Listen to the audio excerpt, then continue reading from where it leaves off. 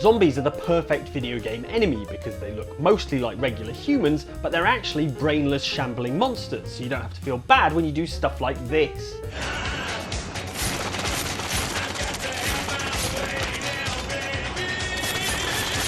It's not all fun and games though. Sometimes a zombie game will inject pathos by giving a particular zombie a tragic backstory, or by having one of your close companions turn into a zombie themselves. At this point, killing them becomes less of a gleeful, guilt-free gore fest and more of a harrowing ordeal that we still remember when we can't sleep at 3 in the morning.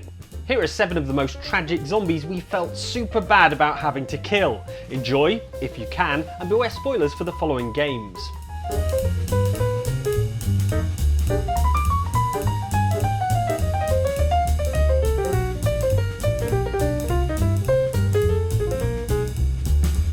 Time to go. Hey, Marvin. We need to get you to a hospital right now. No,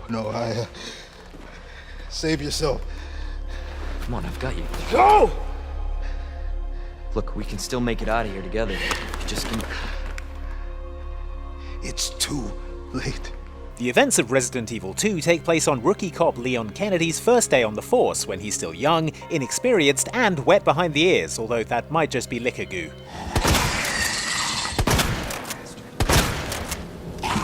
Thanks to the Raccoon City zombie outbreak, where Leon was expecting to find a police station full of new friends who'd welcome him with open arms, he instead finds a police station full of horrible zombies who, to be fair, do still welcome him with open arms.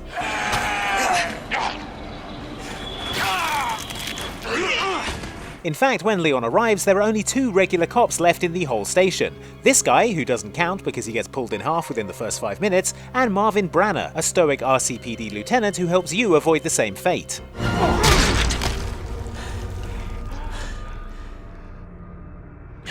You're safe. For now. You see, Leon? That's how it's done. Anyway, Marvin is basically your guardian angel at the start of the game. In addition to saving your life from a zombie, he also tells you how to escape from the police station and gives you a big knife. Now, you'll need this. I can't take him. Stop.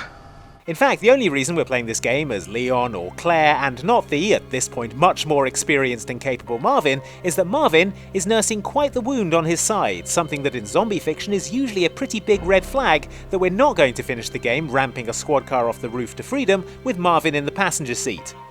And don't make my mistake. If you see one of those things, uniform or not, you do not hesitate. You take it out. Or you run. Got it? As we discover in the Resident Evil 3 remake, Marvin got this way by being bitten by the rapidly zombifying Brad Vickers, who I think we can all agree continues to be the absolute worst through all sequels and remakes.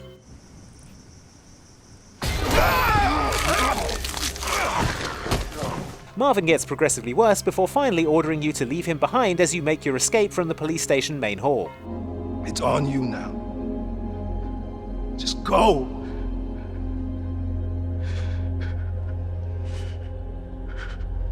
I understand.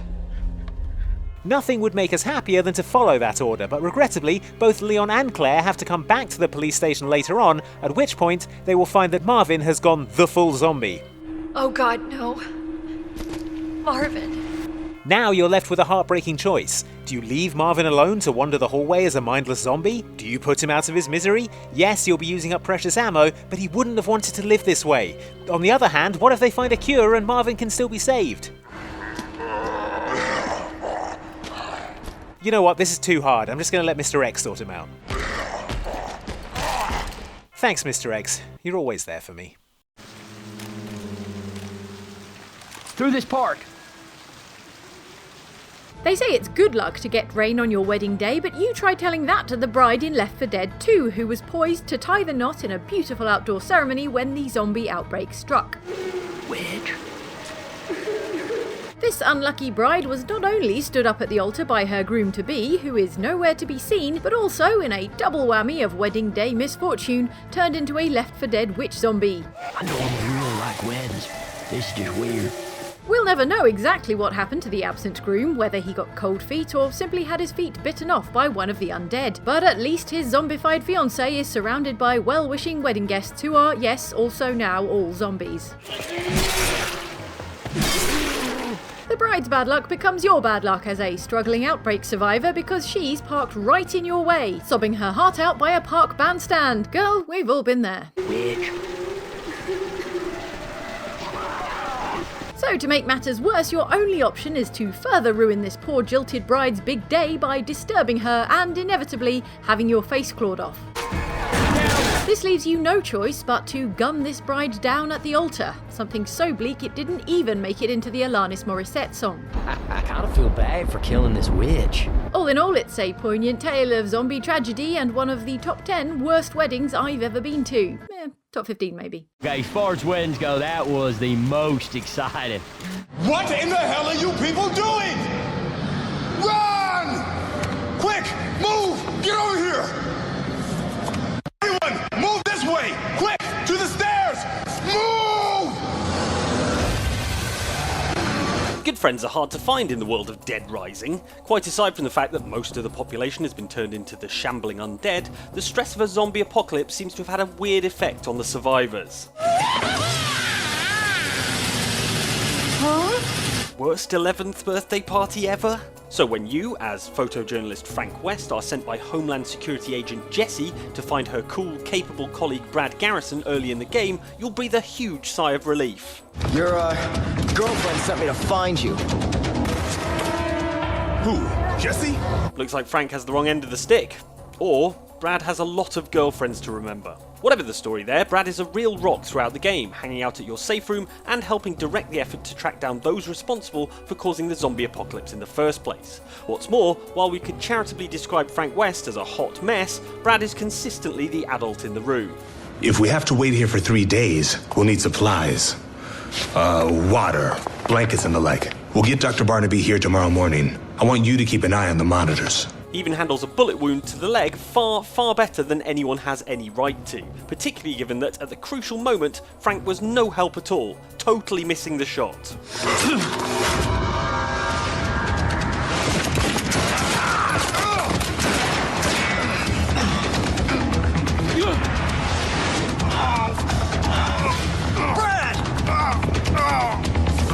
I'll be fine. Pretty sure Brad is the real hero of Dead Rising, is what I'm saying. No wonder he has so many girlfriends. Sadly, your best buddy Brad becomes infected when he is trapped in a gloomy tunnel surrounded by Zeds. You catch up with him just in time to have an emotional goodbye as he slowly succumbs to his injuries. It doesn't hurt. Not even a little. That would be the end of it, were it not for the fact that Dead Rising is an open world sandbox, and if you return to the maintenance tunnels later on, you can find Brad as a zombie stumbling about the place.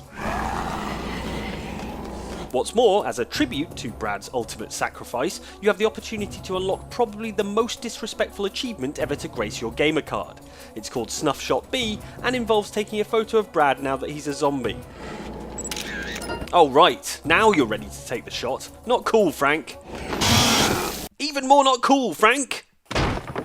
First hell walks the earth, then you turn up. Could my week get any worse? Nice to see you too, Miss MacFarlane. Oh, I thought you'd be dead. I heard things were bad in West Elizabeth. Sure. But it'll take more than an apocalypse to take me down. What are you, a demon or a cockroach? Both, I fear. How's your father?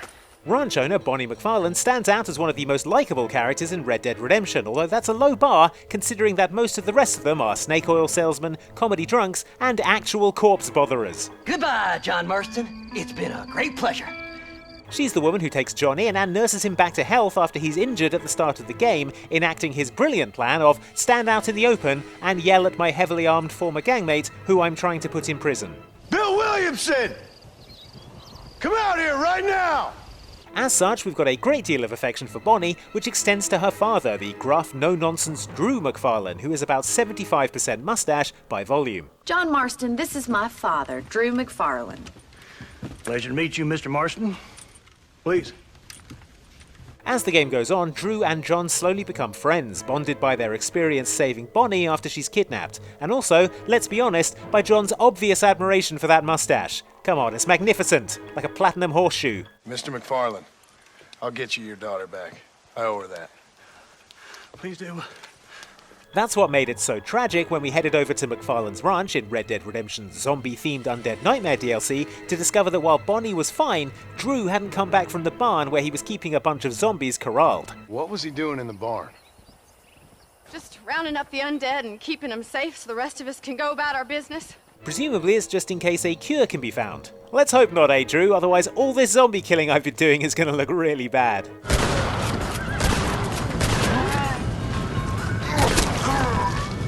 Anyway, Bonnie asks you to find out what happened to Drew, and so it is with a heavy heart that we head to the barn to look for him and to take care of his zombie problem for him.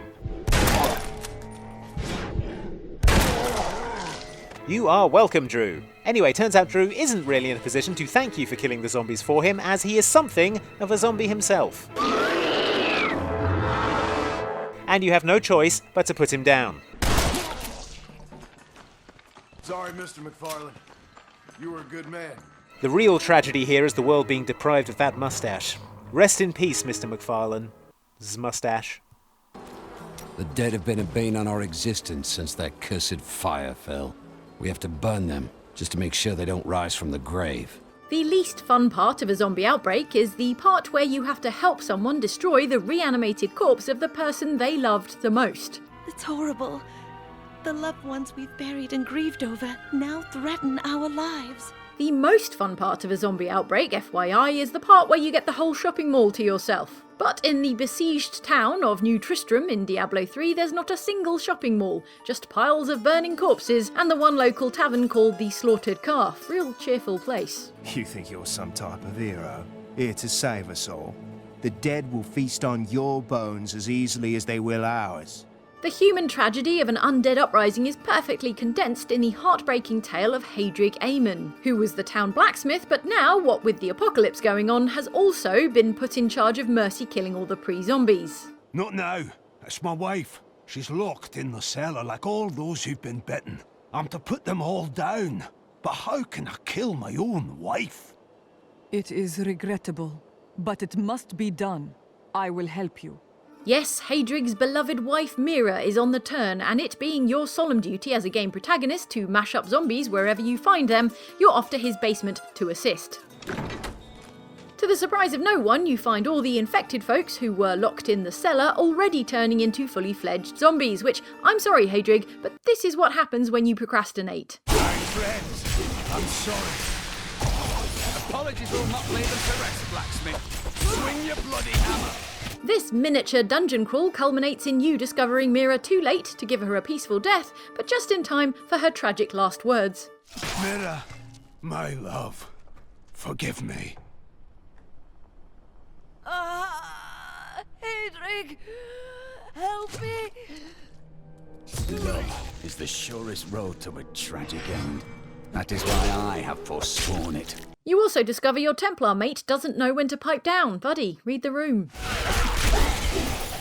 Soon enough, Mira, the vomiting zombie, is just another mound of gold and loot.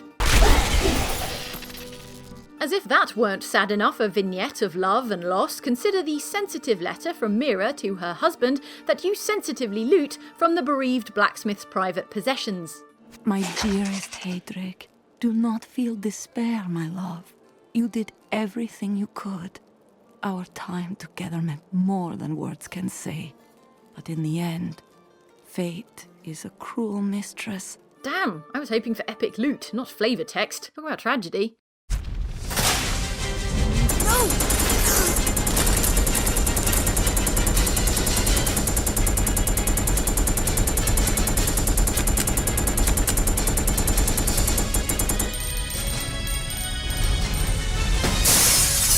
If there was ever a character in the Resident Evil series that we immediately wanted to see infected with the T-virus, it's Resident Evil Code Veronica's Steve Burnside. I heard there's an airport around here, and once I find it, I can finally escape from this crazy island. I'll see ya. Hey, wait up!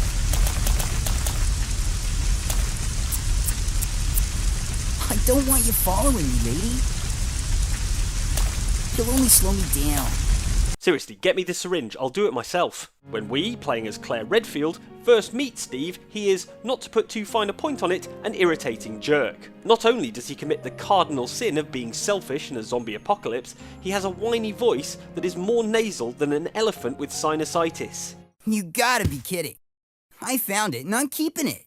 Is someone letting air out of a balloon? It's only later that we realise that emo teen Steve has actually had a rough time of it. He and his family were kidnapped by Umbrella after his father, an Umbrella employee, was caught selling company secrets. Steve, what were you doing here? Who brought you here and where is your family? Shut up! I don't want to talk about it! Given that Umbrella lets its company secrets run around chewing people's faces off, that seems a little unfair. Steve's bad day doesn't get much better when he has to fill his own dad full of all the bullets in the world in order to save Claire's life.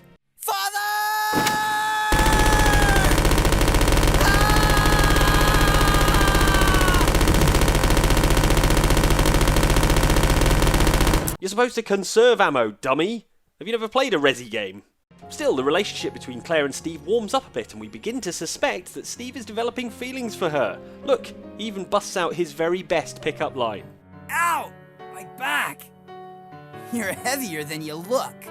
Alright, it needs some work. By the time Steve ends up infected with the T. Veronica virus and becomes a gross axe-wielding zombie thing, and we've kited him to his death, we've actually come to feel quite sorry for him.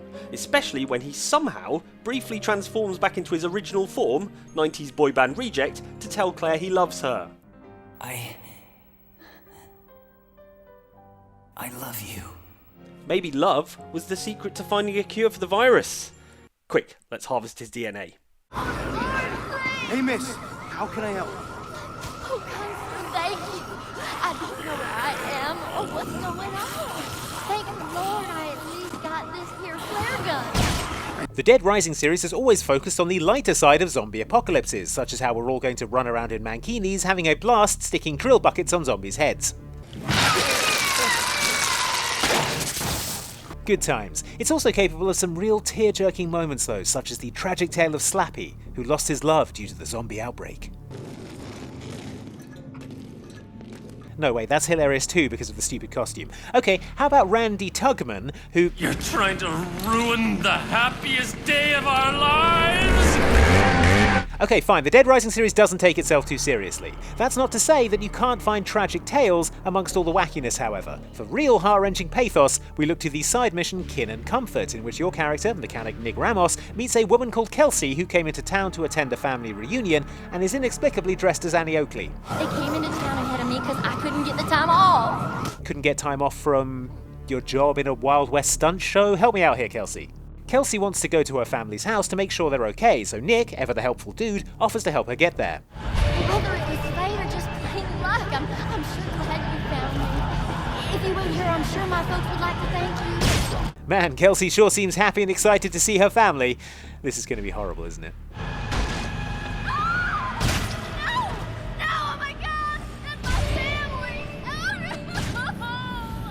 Yes, turns out this isn't quite the family-style dinner that Kelsey was expecting. Rather, every one of her immediate kin has turned into a ravenous zombie, and they are literally having a friend for dinner. Look, I'm real sorry, but that's not your family anymore, okay? It was gonna be you or them. Yeah, Kelsey, I'm sorry, but I had to do it. And yes, I also had to do it with a massive flaming sword. It was the only humane way. Y'all in peace now? Yes, or at least in pieces. It's basically the same thing. Is this helping, Kelsey? Say nothing if yes. Okay. Thank you so much for watching this video about the tragic zombies that we felt really bad for killing. But do you know what else would be a tragedy? If you missed this video from us where we test gamer energy drink flavours with all the weird facial expressions you could expect from that, and this video from Outside Extra, which is about the stealth rules in stealth games that when you think about them are actually total nonsense. Please like and subscribe if you enjoyed this, and we'll see you next time.